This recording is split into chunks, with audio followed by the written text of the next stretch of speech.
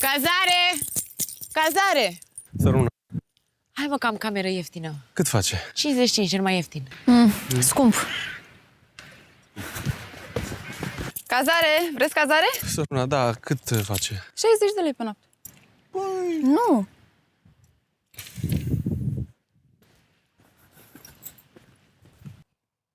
Cazare! Oferim cazare? Doriți cazare? Da, Cât sunteți?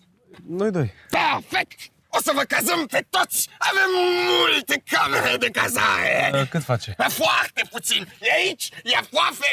Avem de toate! Avem dușuri! Avem gaze! Avem căldură! De fapt, puteți să vedeți pe pagina de Facebook! Ieri am făcut-o! Avem deja 2 raihuri! Așteptăm al 3-lea raih! Mergem? Hai! Ne concentrăm? Hai!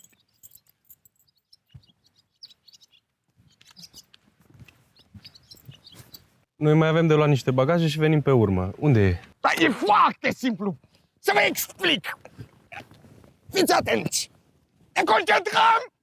Așadar, aici e gara, aici plaja, aici supermarket cu bulevard, în fine, aici e intersecția și aici e cazarea! Dar să aveți mare grijă să faceți dreapta aici și nu stânga, că pe urmă vă învârtiți în cerc!